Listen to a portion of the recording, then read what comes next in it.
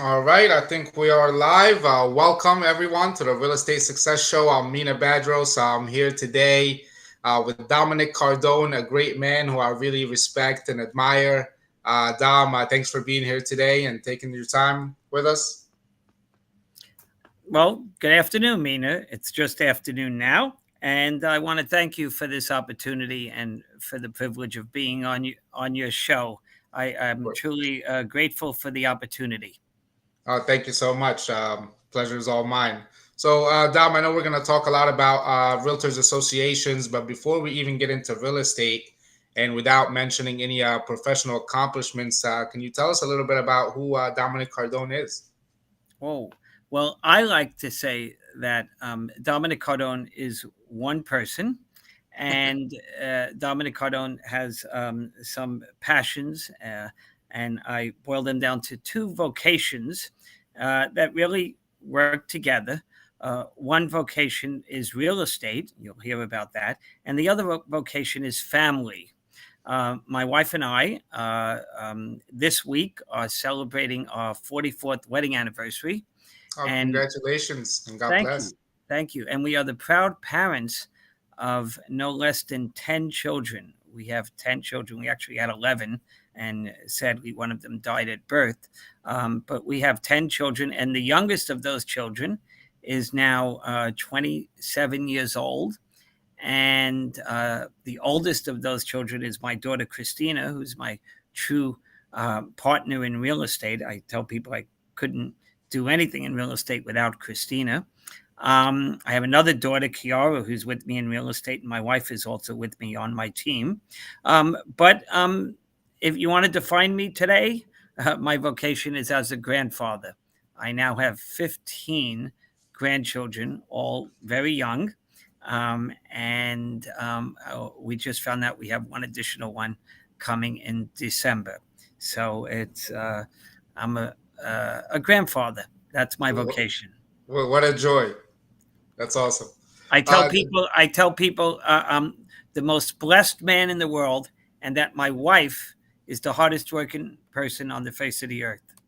that's awesome. Definitely something to be grateful for. Um, Dominic, why did you get into real estate and how did you get started? Oh, good question. A long time ago, 45 years ago, I graduated college. I went to Georgetown University and I graduated with an economics degree. And my love for real estate combined with my love for education. I was actually a teaching assistant in my senior year at Georgetown University, and I received a degree in economics. And I never went on to any higher education. I never got a master's degree or pursued it any further, but I've been doing a lot of teaching, especially in real estate. My father had recently passed away. He tragically died of leukemia when I was 19 years old. And I had to help in my family. I was the middle of three children, but my mother thought I was the one with the business head, and my 14-year-old sister, wasn't going to do anything. I started helping in what was part of the family business, which was real estate investments, residential real estate, small apartment buildings in New York City. And I was managing those for my family. So I developed the respect and a love for investment real estate. And I went to work for a savings bank in New York City called the Greater New York Savings Bank after my wife and I were first married back in 1978. And I worked for that bank for 4 years, and I wasn't completely happy. And we decided to move to Philadelphia. My wife's family was from Bala Cynwyd, and we had some money and we bought a house in Glen Mills, the same house I'm in 40 years later. And we raised our family in that house. And I knew we wanted to move, and I knew I wanted to start a career. So I looked into banking opportunities here, but I also looked into real estate. And I took the real estate courses at Poley Associates, believe it or not, the same school that That's you and awesome. I both teach for, Mena. And I, 40 years ago, I passed my exam and I took the and I became licensed here in Media, Pennsylvania. And then I can tell you more about my real estate career. But that's how I got into real estate. I sort of backed into it. It wasn't an ambition I had, but I had a lot of interest and knowledge and respect for the industry. Awesome. And when did you become a broker? How long after you got your salesperson license? 3 years, the minimum amount Hmm. of time. You have to take a lot of courses, as you know, Right. and you have to have a decent amount of production, and you then have to pass the broker's exam. And I wanted to become a manager for the company I was working for. It was called Fox and Lazo Realtors at the time, and they had management opportunities. I entered their management training program. Part of the program was I would get my broker's license, and in 1986, they gave me the management of an office in Drexel Hill, Pennsylvania. That's awesome. And fast forward to now, what do you do now in real estate? Oh, so now for the past 16 years, I've been blessed to be with Keller Williams Real Estate. Um, uh, in the 1990s, I owned my own Remax company for 10 years. And I like to say that Keller Williams is the best of the combination of all the good things that are out there in the marketplace, including the best of Remax. Remax is a 100% commission company, and so is Keller Williams Real Estate. But I was really attracted 16 years ago, and I became one of the owners of the franchise here in Media.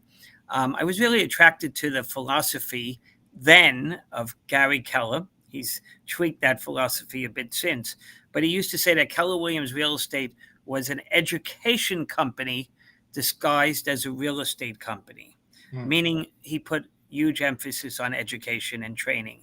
And Right. that's what we did then, and that's what we still do. Before we got on the show, I was explaining to you how, every 2 weeks I do a class.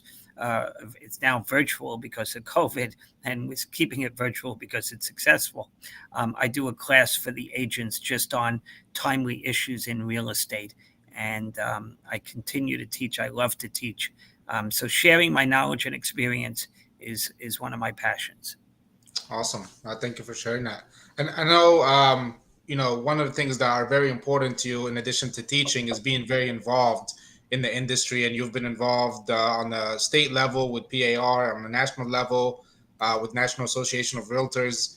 Can you tell us a little bit about how you got involved, just your experiences, the roles you've had, and what things you got to work on? Great question, and I appreciate it. And it's really the beginning of the message that I'd like to leave with people today, which is it's very important to a successful career to get involved with the realtor associations. It starts at the local level, so I went to a seminar at that time. It was the Delaware County Board of Realtors. They were called boards then. Then today they're called associations, and today they're just called realtors in many cases. Like today, my local association in Malvern is the largest in the state. It's one of the largest in the whole country. It's called the Tri-County Suburban Realtors. Not even the word association in there. It's just a trend in names.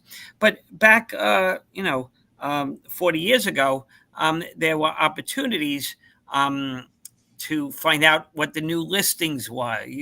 I'm dating myself. We had primitive computers with no computer screens that printed out listing information. It was new to the industry. Prior to that, we just had MLS books. I had MLS books when we started out. But in order to find out what the new listings were, you had to drive to the association headquarters and pick up a mimeograph copy of the new listings every day. They were called green sheets. So I would be one of the people who would volunteer to drive from Media to Springfield, less than 5 minutes to show up at the office, which was right next to the Springfield Mall. I would pick up the green sheets, and people would say, you ought to get involved in the association, in the board. You ought to join a committee. Maybe you're interested. Maybe you're interested in teaching. So I joined maybe the education committee, and maybe I taught listing presentations, or maybe I taught the agreement of sale or something like that.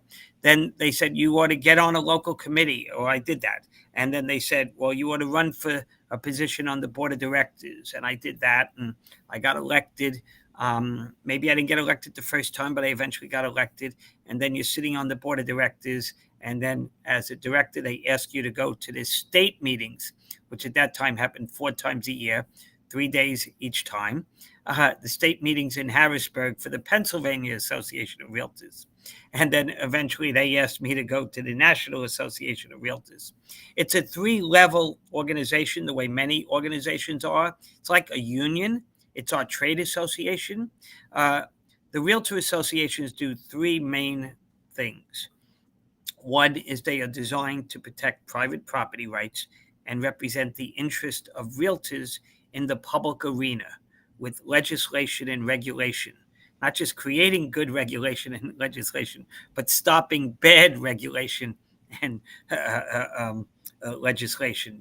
We don't want transfer taxes. Right now, we are on the cusp of succeeding in getting 1031 recognition for 1031 investment tax deferred exchanges in Pennsylvania. We're the only state in the union that doesn't follow the federal tax code when it comes to 1031 exchanges.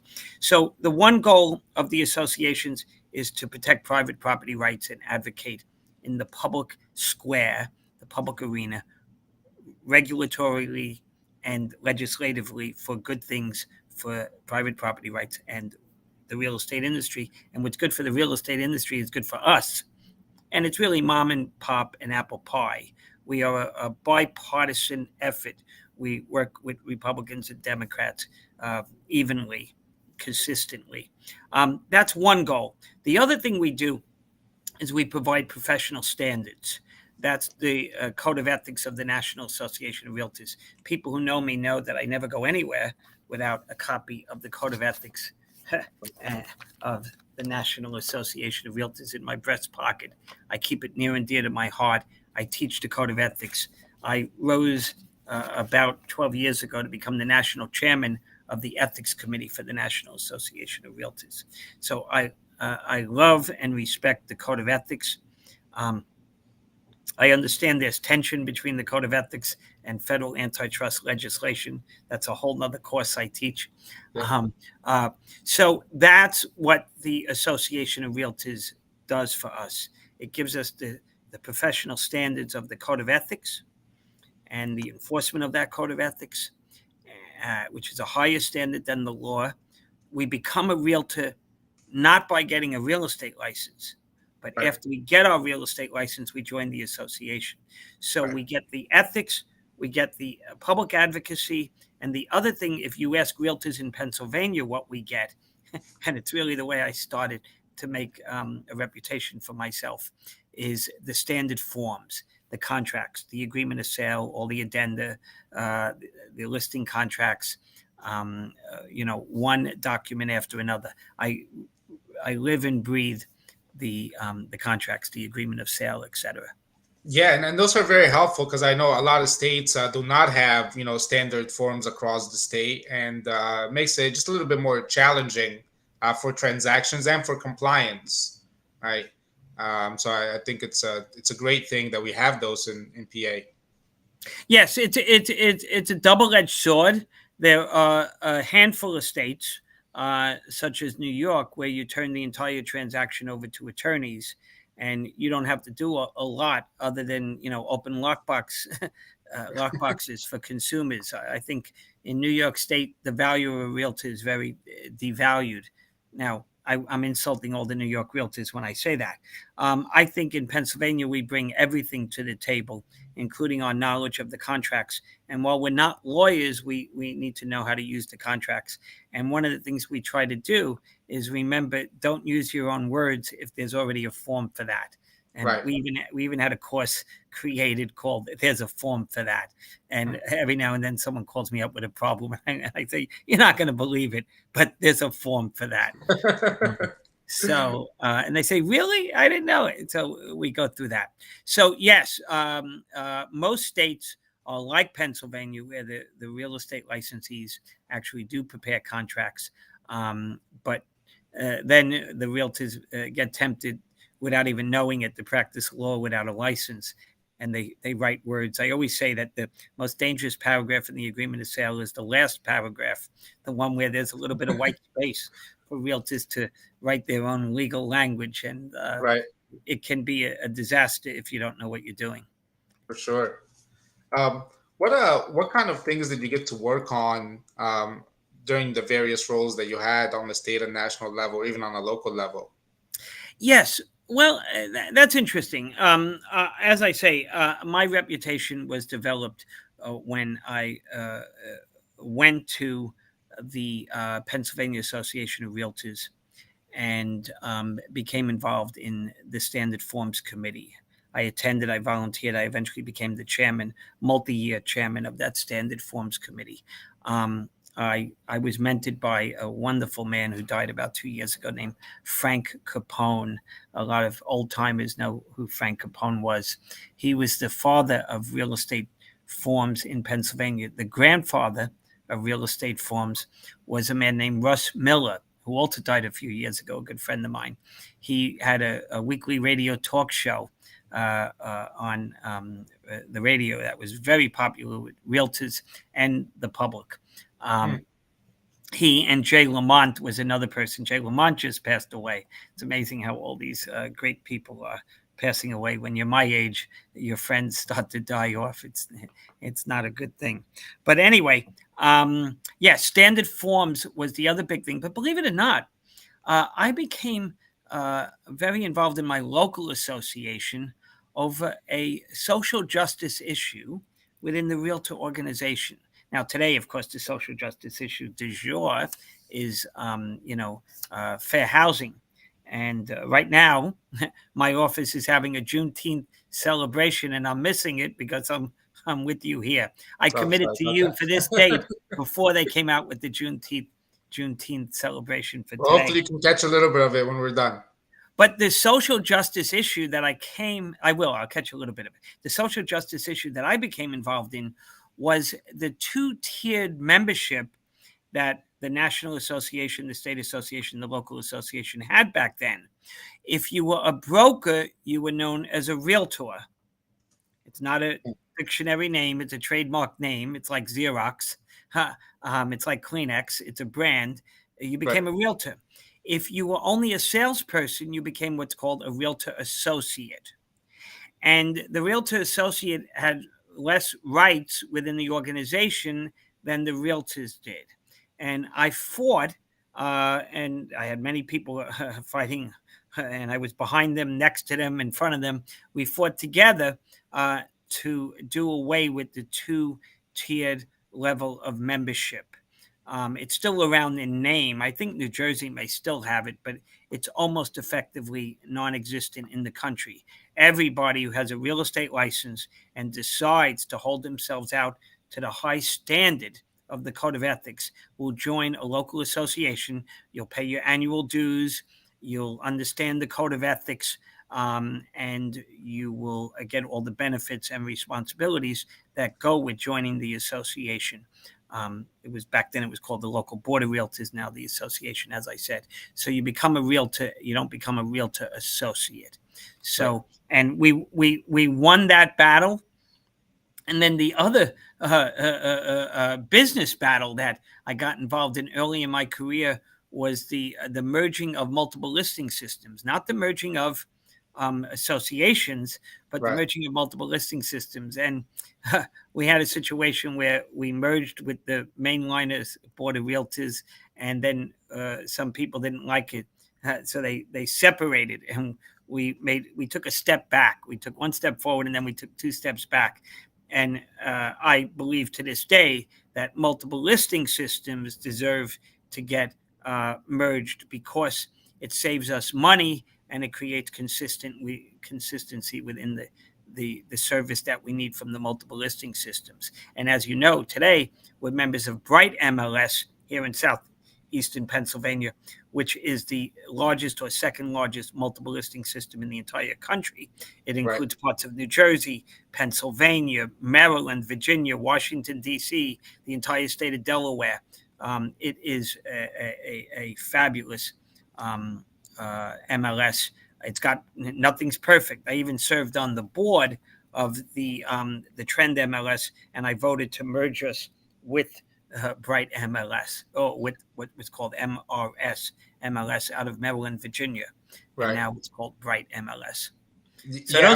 those are the big issues that got me started: forms, MLSs, and uh, all realtor concept. It was called no realtor associates. Everybody would become a realtor. That's awesome. I'm a fan of the MLS mergers myself. When I became a realtor, I think I had to subscribe to like 4 or 5 different MLSs because they were so, Right. they covered such small areas. So I'm, coming from different industries, I'm like, why isn't this more streamlined? And I'm glad somebody came along and Yeah. made that happen. It's So not over yet. I still yeah, regret that we don't have the Lehigh Valley in right, our MLS, and they were given an invitation, but for business reasons that I won't go into now. Follow the money if you want to figure things out half the time in life. For right. business reasons, they chose not to join. Ultimately, I would hope that they would become part of Bright Yeah, MLS. yeah, likewise, and that's a whole different conversations. I know you had shared with me a story, kind of one of your most memorable moments as you're doing the work. I'd love if you can share that with our listeners. Okay, and Mena, with pleasure and with uh, a little bit of sadness, I'm going to relate the story to you. But the bottom line of this story that I'm about to share is what realtors do beyond selling real estate and managing real estate, commercial real estate, residential real estate. We realtors are involved in our communities. One of the things I explain to everyone who's thinking about getting into real estate is it's a beautiful career. Um, Sure. I've never known a realtor to get transferred, to wake up and find out that they're being transferred to Texas and they have to uproot themselves and their Yeah. family. You don't get transferred. You also don't get fired either. You don't get laid off. You lay yourself off. You get fired maybe if you do something wrong with your company or something like that. But Right. by and large, it's stable and it's community centered.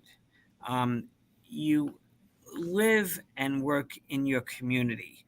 You become like the corner grocery store of 100 years ago. You become, you're a service within your community and you're serving your community. And if you're not willing to serve the needs of people in your community or your friends and your family, maybe you're not cut out for real estate.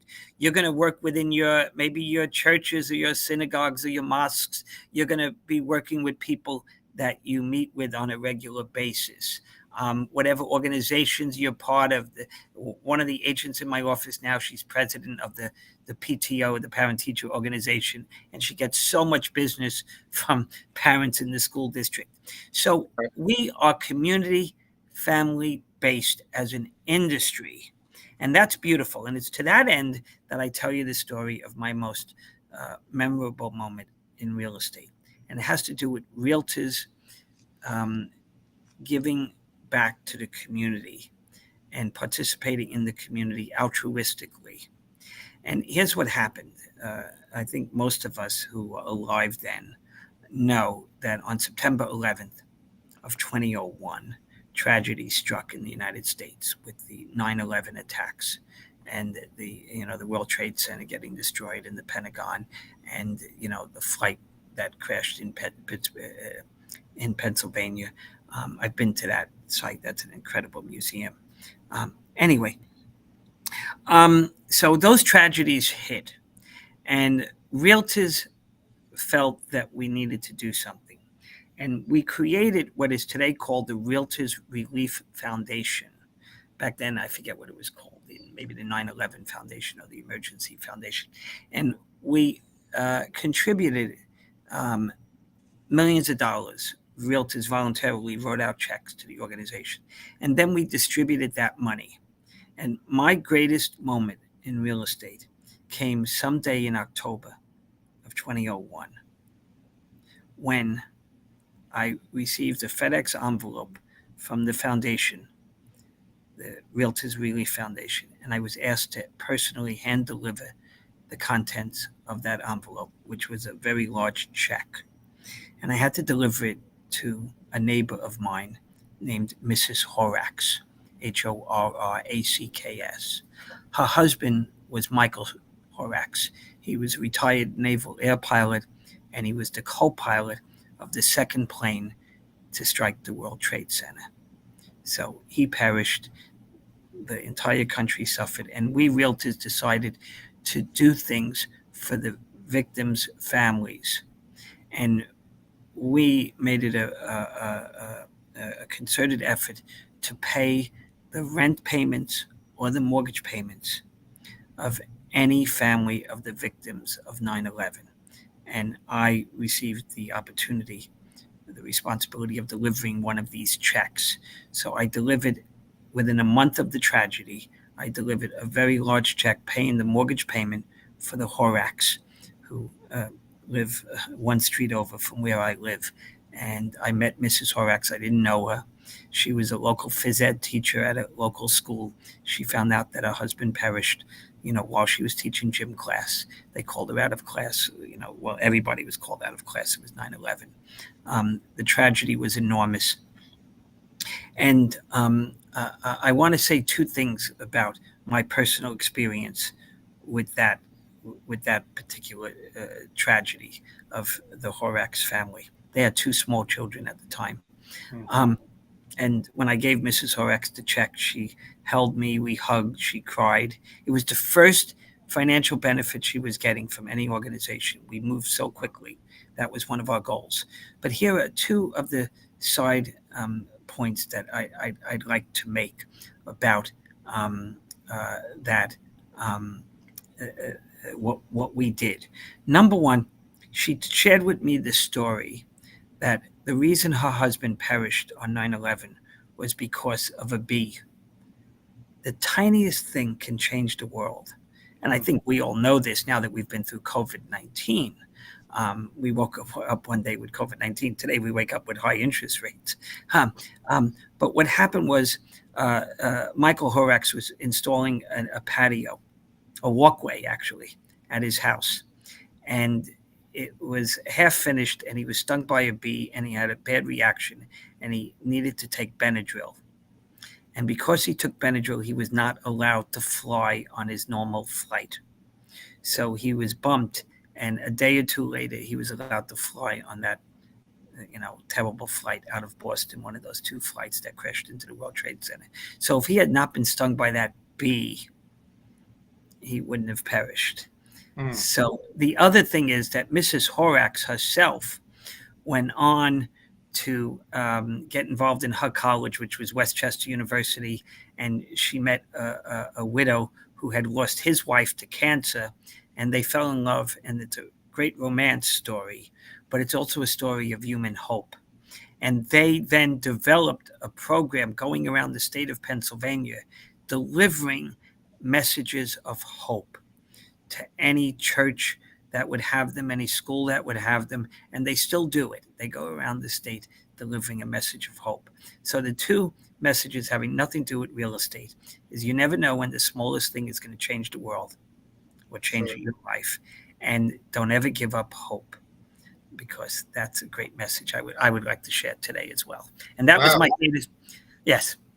Yeah, no, I mean that was a heartfelt story, and thank you for those gems and lessons. Definitely something to keep top of mind, and very commendable effort on the realtors, kind of coming together and doing that. As we wrap up here, if a realtor kind of wants to get involved but doesn't really have a good idea of what it takes or what it looks like, can you shed some light on that? How much work is the involvement? How time consuming it is? Good. So the first thing I'm going to say is, if you want to get involved, first thing you do is take out your checkbook. People don't have checkbooks nowadays. Take out your credit card and make an investment in the Realtors Relief Foundation, because we support all sorts of tragedies throughout the country: hurricanes, tornadoes. Whenever there's hurt, Bucks County flooding, we give money for the housing expenses of the victims. The other thing to do is to make an investment in RPAC, the Realtors Political Action Committee. Tomorrow, I'm going to be making 5 or 6 hours of phone calls collecting money for that political action committee, so that we can succeed in our political advocacy protecting private property rights. and advocating for what's good for real estate. But the simplest thing you can do to get involved is contact your local realtor association. Maybe it's the Montgomery County. No, I'm sorry, we're not the Montgomery. Maybe it's the Greater Okay. Philadelphia Association of Realtors, Lehigh Valley, Lancaster County, the Pittsburgh Association, wherever you are, other states. Call your local association. Say you want to get involved, and how can you begin? You can even go to their website and they'll show you. And somewhere it'll say get involved. It'll have a tab called involvement or committee volunteers, and see what's there. Do your research, find out what you have expertise at. By the way, one of the things I love about my company is when we hire you, we tell you you're going to teach, and people say, "No, I can't teach," and we say, "Yes, everybody has something to share. Everybody has expertise." So figure out what it is that you're interested in. Maybe you want to learn more about it. You will get involved in a committee. You'll get to meet people. You'll start building business relationships, and you'll be building a foundation of knowledge about the realtor associations, and you'll be building or gaining knowledge that will benefit your real estate career. I promise you, you will get back tenfold from whatever you give in terms of time. You don't have to donate a lot of time, maybe a few meetings a year, or join a task force. That might only be, 3 meetings and then you're done. You don't have to go back to the task force. Develop, some expertise, get interested, volunteer for something, volunteer in your community, not just the association. And that's going to help build your career and give you self-fulfillment, but also give you financial benefits and fulfillment as a realtor. Uh, Thank you. No, thank you. I'm taking notes myself. So I appreciate that. Appreciate the advice. Hopefully, people heed their advice and apply it. Don, we're going to wrap this up. I know we're a little over our time. Anything else you want to share with us or leave off with? No, I think with the story that I talked about hope, and the littlest thing can change the world. The littlest thing you do can change the world. Get involved. Get involved with your association, your local association, and then you can get involved in the state association and the national association. It's becoming easier because they're doing so many things virtually nowadays. Right. But we're trying to again do things personally. I rose to the level of the president of the Pennsylvania Association of Realtors, as you said, but it started back at my local association.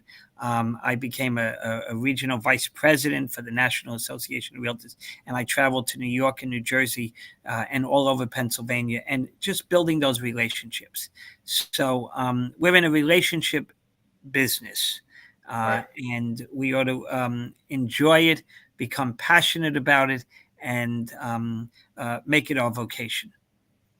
Awesome. Well, Dominic, thank you so much for being here. Thanks for your time today. And I hope everyone else enjoyed. I'll see you soon, Dom. Mina, I truly enjoyed it, and thank you so much for this opportunity. God bless you, and God bless all our listeners. Thank you. Thank you. Likewise. Have a good one. Great.